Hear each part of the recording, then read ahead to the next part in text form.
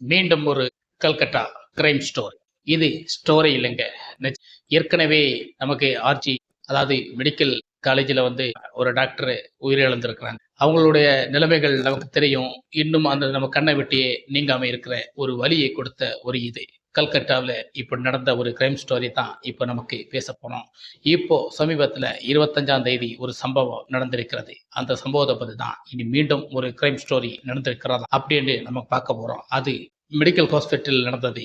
இது லா கல்லூரி, அதாவது லா படிக்கின்ற கல்லூரியில, சட்ட கல்லூரியில இந்த சம்பவம் நடந்திருக்கிறது. அதை பற்றி நம்ம இதில் விரிவாக பேச போறோம். மீண்டும் ஒரு மாணவி படு துயரமான ஒரு பாலியல் வன்முறை, அதுதான் இப்போது நமக்கு பேச போறோம். வாங்க ஃப்ரெண்ட்ஸ், வீடியோக்குள்ள போகலாம்.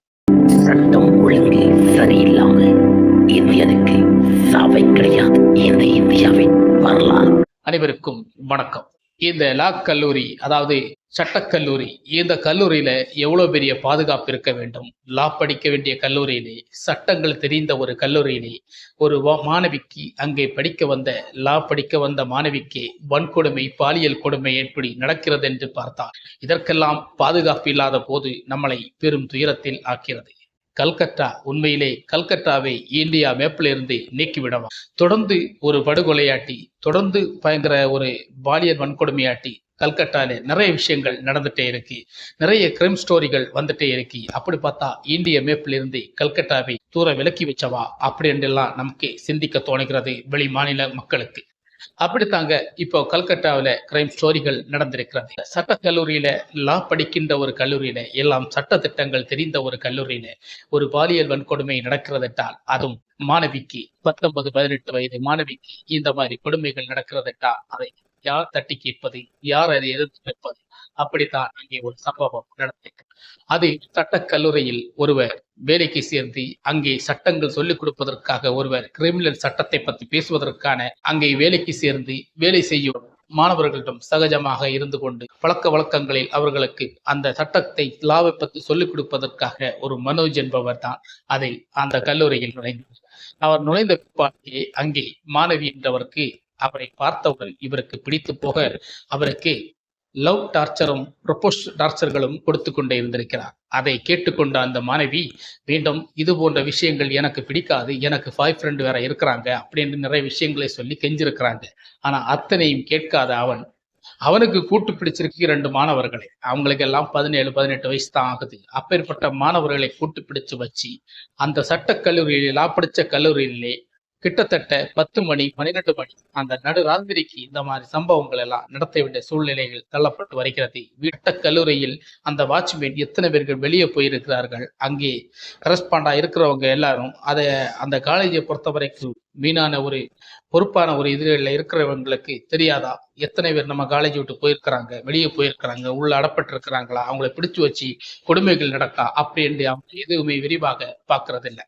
அப்படி பார்க்காதனால தான் உள்ளே ஒரு மாணவி மாட்டிக்கொண்டு பாலியல் வன்கொடுமையை சிக்க வைத்து 3 பேரும் பலாத்காரமாக பாலியல் வன்கொடுமை செய்து மடித்து அவள் தப்பிக்கு சென்ற போதும் அவளை அடித்து நாரா இது பண்ணி எடுத்து எப்படியோ அவங்க செய்ய வேண்டியது அத்தனை முடிச்சு விட்டு போட்டுட்டு போயிட்டாங்க. ஆனா அந்த இடத்துல நைட்டு 11 மணி இருக்கும். அந்த இடத்துல அவங்க அந்த தன்னுடைய உயிரை எப்படியாவது காப்பாற்றி கொள்ள வேண்டும் என்பதற்காக எப்படியாவது தப்பித்து வந்திருக்கிறாங்க. மறுநாள் போலீஸ் ஸ்டேஷன் போய் எஃப்ஐஆர் ஃபைல் பண்ணி தான் அந்த 3 பேரை போலீஸ் அரெஸ்ட் பண்ணிடுறது. நான் இதை சுருக்கி சொல்றேன், நிறைய சம்பவங்கள் நடந்திருக்கு. அரெஸ்ட் பண்ணி இன்னைக்கு எஃப்ஐஆர் ஃபைல் நடந்துட்டு இருக்கு. ஆனா நிச்சயமாக அந்த மனோஜை சும்மா விடக்கூடாது. இது சட்ட கல்லூரி லாவை சொல்லிக் கொடுக்கிற ஒரு ஆசிரியரை இந்த மாதிரி சம்பவங்கள் நடத்தும் போது நிச்சயமாக அது கொடுமையா இருக்கு. அந்த ஆசிரியர் துணையாக 2 மாணவர்கள் சும்மா விடக்கூடாதுங்க. இந்த மாதிரி இதை ஏற்கனவே நமக்கு கல்கட்டால பெரிய ஒரு கிரைம் விஷயம் நடந்துட்டு இருக்கு. அதுவும் அந்த கொலை நல்ல யோகம், இந்த மாணவி உயிர் பிழைத்ததுதான் பெரிய விஷயம். அங்கே டாக்டர் டிஎன் டெஸ்டுகள் முறைப்படி பார்க்கும்போது பாலியல் வன்கொடுமை நடந்தது அத்தனையும் உண்மையாக தான் தெரிகிறது. ஆனால் அதற்கு பிறகு அவர்களை பிடித்து வைத்து இன்னைக்கு போலீஸ் கஸ்டடியில வைத்து விசாரணை நடந்து கொண்டிருக்கிறது. எத்தனை விசாரணைகள் தான் நீங்க இப்படி பண்ணிட்டு இருப்பீங்க, எத்தனை விசாரணைகளை தான் இப்படி கல்கட்டா நடந்துட்டு இருக்குமானே தெரியல. ஆனா கல்கட்டால இது தொடர்ந்து சில விஷயங்கள் நடந்துட்டு தான் இருக்கு. தொடர்ந்து இந்த மாதிரி விஷயங்கள் பண்ணிட்டு தான் இருக்காங்க. ஏற்கனவே நம்ம மெடிக்கல் காலேஜ்ல ஒரு டாக்டர் நமக்கு இழந்துட்டோம், உயிரை பறி கொடுத்துட்டாங்க, கெடுத்து கற்பழிச்சு கொல்லிட்டாங்க. அப்பேற்பட்ட ஒரு பெண்ணுக்கு நடந்த ஒரு துக்கமே மறையல. அந்த கேஸே இன்னும் வரை நடந்துட்டு தான் இருக்கு. அந்த கேஸ் நடக்க முடியும் முன்னாடி எவ்வளவு தைரியமா அடுத்த கேஸ்ல இன்வால்வ் ஆகுதாங்கன்னு புரியும். ஏன் இதுல அரசியல் இருக்கு. ஆனா முக்கியமாக இதில் எப்போ பார்த்தாலும் அதுலயும் பிஜேபி நுழைஞ்சிருக்கு, இதுலயும் பிஜேபி கட்சி தான் நுழைஞ்சிருக்கு. ஏன் பிஜேபி கட்சி இருக்கிற வரைக்கும் இப்பேற்பட்ட வன்கொடுமை பாலியல் பலாத்காரம் நடந்துகிட்டு தான் இருக்குமா? நம்ம நாட்டுல யாரும் துப்பில்லையா அப்படின்னு சில கொஸ்டின் மார்க்களை நமக்கு வைக்க வேண்டிய சூழல்ல தள்ளப்பட்டு கொண்டு வரேன். இப்பேற்பட்ட வன்கொடுமையில் சிக்கிக்கொள்ளும் மாணவிகளை நமக்கு எப்படி காப்பாற்ற வேண்டும்? இந்த நாட்டுல லா கல்லூரியில பெண்களுக்கு பாதுகாப்பு இல்லையா என்ற ஒரே கேள்வி, ஒரே கொஸ்டினுக்கு பிஜேபி மடங்கி விட்டது. இந்த கேஸை பயங்கரமான ஒரு செல்பிஷரோட இந்த கேஸை விசாரித்துக் கொண்டிருக்கிறது. நிச்சயமாக இந்த கேஸ்ல பெரிய தண்டனை வாங்கி கொடுக்கும். அப்பதான் இது ஒரு சாத்தியமாக இருக்கும். இந்த பெண், அந்த மாணவி உயிரோட இருக்கிறது நமக்கு பெரிய ஒரு விஷயமா இருக்கிறது. எல்லா விஷயமும் நமக்கு சாத்தியபூர்வமாக நமக்கு நடக்கும் என்பது நம்பிக்கை இருக்கிறது. மெடிக்கல் காலேஜில் நடந்த சம்பவம் மீண்டும் அதோடைய கேசுகள் நீதிகளை நமக்கு இன்னும் வரைக்கும் சரியான முறைக்கு கொடுக்கவில்லை. ஆனா இந்த கேஸ்ல நிச்சயமாக நீதி கிடைக்க வேண்டும் என்பதற்காக அவருடைய கேஸ் இப்போ பயங்கரமான ஒரு இதுல போயிட்டு இருக்கு. அவங்களும் இந்த பெண்ணுக்கு அப்பா அம்மையும் சேர்ந்து எல்லாரும் சேர்ந்து இந்த மக்களும் ஏற்கனவே ஒரு சம்பவம் நம்ம கல்கட்டாவில் நடந்து முடிஞ்சியாச்சு.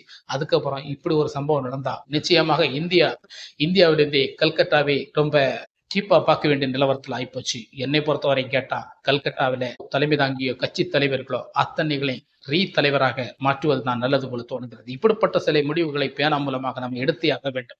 இப்பேற்பட்ட தலைமைகள் இங்க இருக்க நிறைய விஷயங்கள், நிறைய சம்பவங்கள், நிறைய கிரைம் ஸ்டோரிகள் நடப்பது நமக்கு புதிதல்ல. இங்கும் நடந்து கொண்டிருப்பது நமக்கு எப்பவுமே தெளிவாக சொல்லிக் கொண்டிருக்கிறது. இந்த கல்கட்டா கிரைம் ஸ்டோரி தான் இப்ப நம்ம இந்தியாவில பயங்கரமான ஒரு இதாக இருக்கிறது. இந்த கல்கட்டா கிரைம் ஸ்டோரியை நமக்கு கண்டிப்பாக இதை ஒரு மூடி மறைக்க வேண்டும் என்பதற்காக தான் என்னுடைய நோக்கம். ஆனா இந்த நோக்கத்தின் மாறாக இந்த கல்கட்டாவில் நடந்த இந்த மாணவியின் கொடுமை நமக்கு நிறைய ஒரு திருத்தங்கள் வேண்டும், நிறைய ஒரு விஷயங்கள் வேண்டும். எல்லா விஷயங்களையும் நமக்கு ஆராய்ந்து சொல்லிட்டு இருக்க முடியாது. ஆனா நிச்சயம் உங்களுக்கு சில விஷயங்களை உங்களுக்கு சொல்ல வைக்கிறேன். அதுதான் நம்மளுடைய இதா இருக்கிறது. அதை நீங்க புரிஞ்சு கொள்ளுங்க. நிறைய விஷயங்கள் இருக்கிறது. நிறைய விஷயங்களை நமக்கு எந்த அளவுக்கு சொல்றோமோ அந்த அளவுக்கு நீங்க அதை டபுள் மடங்காவோ ட்ரிபிள் மடங்காவோ நீங்க புரிஞ்சு கொள்ற விதங்கள் தான் உங்கள்கிட்ட இருக்கு. இப்படிப்பட்ட சம்பவங்கள் நடப்பதை நமக்கு நிச்சயமாக தடுக்க வேண்டும். தடுப்பதற்கான முயற்சிகளை நிச்சயமாக மக்கள் எடுக்க வேண்டும். போராட்டங்கள் நடத்த வேண்டும். அதற்கான ஏற்கனவே நமக்கு அங்கே நடந்த ஒரு சம்பவம், கொல்கட்டா கிரைம் ஸ்டோரி நடந்த சம்பவத்தை நம்ம இன்னும் நம் கண்ணை விட்டு நீங்காமலே மறையாமலே இருக்கிறது. அதுக்கப்புறம் இன்னொரு விஷயம் நடக்கும்போது பார்க்கும்போது நிச்சயமாக அதை ரொம்ப வருத்தம் அடைக்கிறதுங்க. இந்த கல்கட்டா உள்ள கிரைம் ஸ்டோரி நமக்கு பெரிய ஒரு வலியை தான் கொடுத்துட்டு இருக்கு. மீண்டும் ஒரு சம்பவம் என்பது நமக்கு உண்மையிலே பெரிய ஒரு விஷயமாக இருக்கிறது. இதை மாற வேண்டும். இல்லைன்றா இந்த கல்கட்டாவை இந்தியா விட்டு நீக்கணும். அப்படித்தாங்க இந்த கல்கட்டால இப்ப நிறைய விஷயங்கள் நடந்தது. வேற மாநிலங்கள் நடக்கலன்னு சொல்லல, நடக்கி. ஆனா எல்லா கேஸுகளையும் நடத்த முடிச்சுறாங்க. ஆனா கல்கட்டாவில இந்த கேஸ் தொடர்ந்து நடக்கிறானா அங்க ஏதோ ஒரு விஷயம் தப்பா இருக்குன்னா அதை மாற வைக்கணும். அதுதான் முக்கியமாக. ஓகே ஃப்ரெண்ட்ஸ், இந்த கல்கட்டாவின் மாணவியின் இந்த பாலியல் வன்கொடுமைக்கு நமக்கு எல்லாரும் ஆறுதல் சொல்லுவோம். அந்த கேஸுக்காக நமக்கு நீதி கிடைக்கணும்னு எல்லா மக்களும் ஒன்றிணைந்து போராடும். ஓகே, இந்த வீடியோ உங்களுக்கு பிடிச்சிருந்தா மறக்காம நம்ம சேனலுக்கு சப்ஸ்கிரைப், லைக் எல்லாம் பண்ணுங்க. இதே போன்ற நிறைய விஷயங்களை, நிறைய சோசியல் மீடியால வர நிறைய விஷயங்களை நான் உங்களுக்கு சொல்ல காத்திருக்கிறேன். ஓகே, வணக்கம். சட்டம் ஒழுங்கு சரியில்லாமல் இந்தியனுக்கு சாவை கிடையாது. இந்த இந்தியாவின் வரலாறு